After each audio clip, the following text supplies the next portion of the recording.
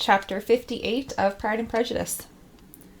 Instead of receiving any such letter of excuse from his friend, as Elizabeth half expected Mr. Bingley to do, he was able to bring Darcy with him to Longbourn before many days had passed after Lady Catherine's visit. The gentleman arrived early, and before Mrs. Bennet had time to tell them of their having seen his aunt, of which her daughters sat in momentary dread, Bingley, who wanted to be alone with Jane, proposed their all walking out. It was agreed to. Mrs. Bennet was not in the habit of walking.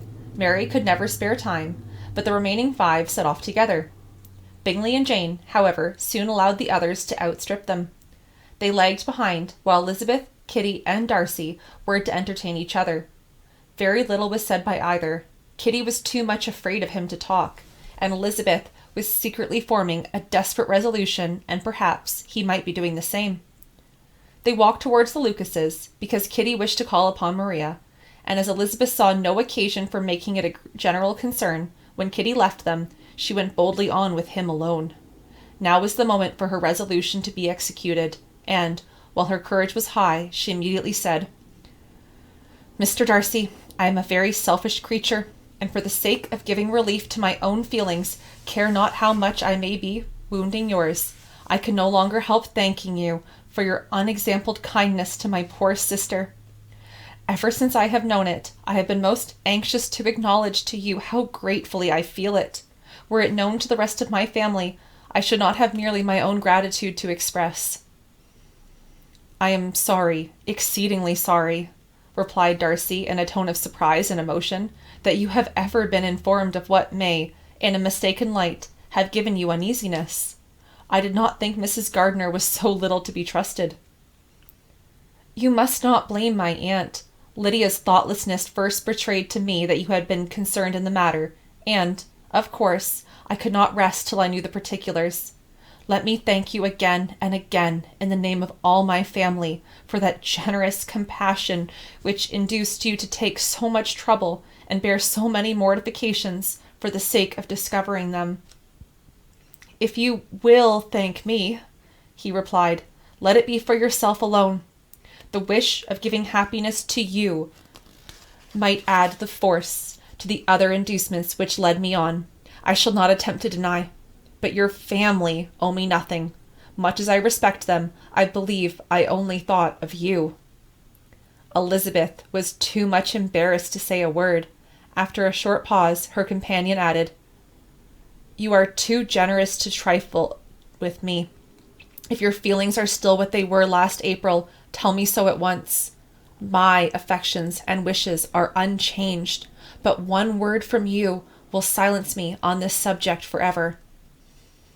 Elizabeth, feeling all the more common awkwardness and anxiety of his situation, now forced herself to speak, and immediately, though not very fluently, gave him to understand that her sentiments had undergone so material a change since the period to which he alluded, as to make her receive with gratitude and pleasure his present assurances. The happiness which with this produced was such as he had probably never felt before, and he expressed himself on the occasion as sensibly and as warmly as a man violently in love can be supposed to do. Had Elizabeth been able to encounter his eye, she might have seen how well the expression of heartfelt delight diffused over his face became him, but though she could not look, she could listen, and he told her of feelings which, in proving of what importance she was to him, made his affection every moment more valuable. They walked on, without knowing in what direction.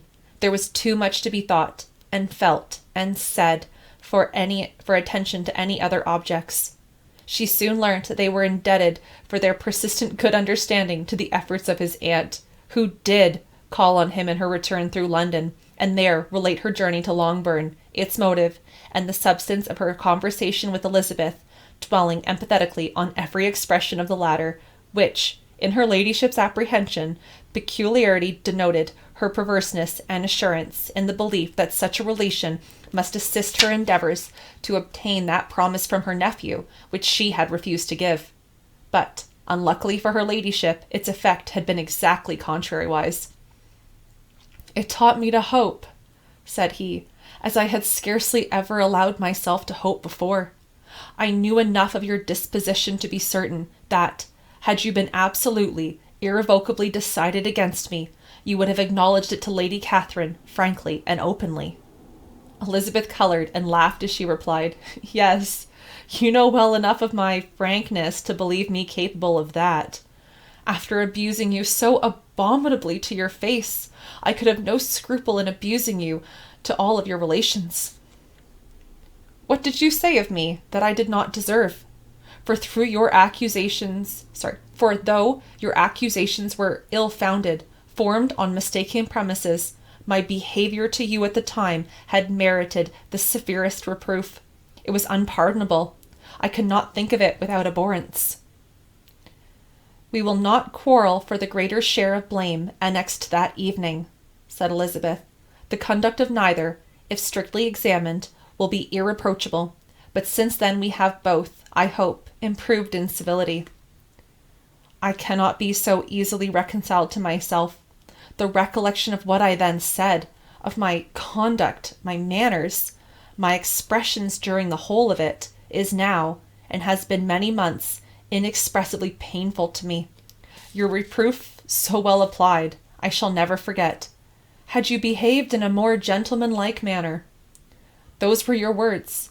You know not, you can scarcely conceive how they have tortured me, though it was some time, I confess, before I was reasonable enough to allow their justice." "I was certainly very far from expecting them to make so strong an impression. I had not the smallest idea of their being ever felt in such a way." "I can easily believe it. You thought me then devoid of every proper feeling. I am sure you did.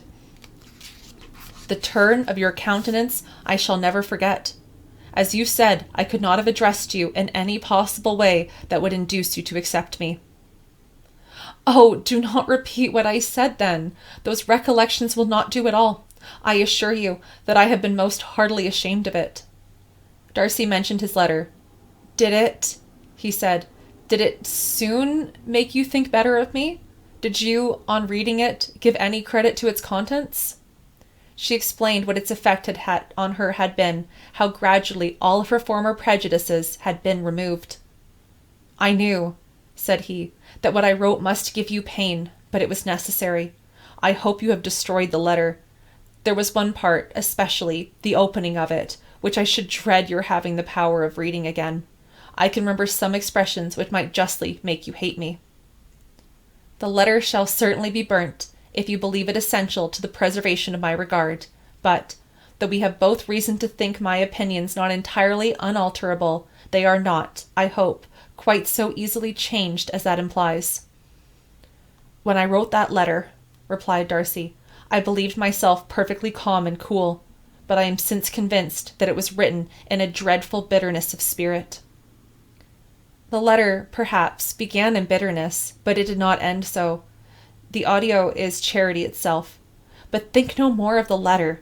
The feelings of the person who wrote and the person who received it are now so widely different from what they were then, that every unpleasant circumstance attending to it ought to be forgotten. You must learn some of my philosophy. Think only of the past, and its remembrance gives you pleasure." "I cannot give you credit for any philosophy of the kind. Your retrospections must be so totally void of reproach that the content arising from them is not a philosophy, but, what is much better, of ignorance. But with me it is not so. Painful recollections will intrude, which ought not be repelled. I have been a selfish being in all my life, in practice, though not in principle. As a child, I was taught what was right, but I was not taught to correct my temper. I was given good principles, but left to follow them in pride and conceit. Unfortunately, an only son, for many years an only child, I was spoiled by my parents, who, though good themselves, my father particularly, all that was benevolent and amiable, allowed, encouraged, almost taught me to be selfish and overbearing, to care for none beyond my own family circle, to think meanly of all the rest of the world, to wish, at least, to think meanly of their sense and worth compared with my own.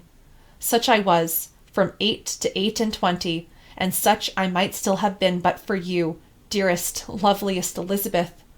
What do I not owe you? You taught me a lesson, hard indeed at first, but more advantageous. By you, I was properly humbled. I came to you without a doubt of my reception. You showed me how insufficient were all my pretensions to please a woman worthy of being pleased. Had you then persuaded yourself that I should?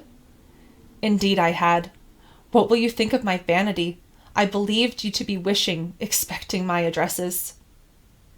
My manners must have been in fault, but not intentionally, I assure you. I never meant to deceive you, but my spirits might often lead me wrong. How you must have hated me after that evening. Hate you? I was angry, perhaps, at first, but my anger soon began to take proper direction. I am almost afraid of asking what you thought of me when we first met at Pemberley. You blamed me for coming? No, indeed, I felt nothing but surprise. Your surprise could not be greater than mine in being noticed by you. My conscience told me that I deserved no extraordinary politeness, and I confess that I did not expect to receive more than my due.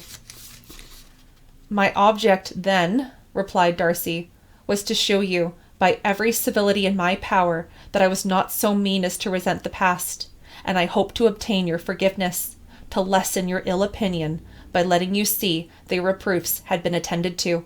How soon any other wishes introduced themselves, I can hardly tell, but I believed in about half an hour after I had seen you. He then told her of Georgiana's delight in her acquaintance, and of her disappointment at its sudden interruption, which naturally leading to the cause of the interruption, she soon learnt that his resolution of following her from Derbyshire in quest of her sister had been formed before he quitted the inn, and that his gravity and thoughtfulness there had arisen from no other struggles than what such a purpose must comprehend. She expressed her gratitude again, but it was too painful a subject to each to be dwelt on farther. After walking several miles in a leisurely manner, and too busy to know anything about it, they found at last, on examining their watches, that it was time to be at home. What could have become of Mr. Bingley and Jane? Was a wonder which introduced the discussion of their affairs.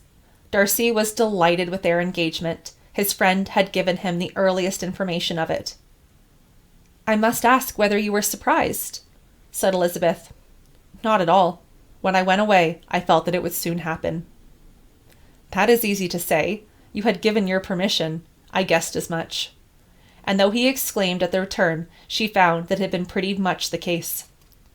On the evening before my going to London, said he, I made a confession to him, which I believe I ought to have made long ago. I told him of all that had occurred to make my former interference in his affairs absurd and impertinent. His surprise was great. He never had the slightest suspicion.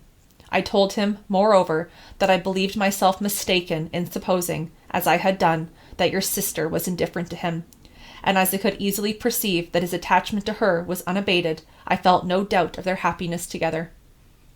Elizabeth could not help smiling at his easy manner of directing his friend.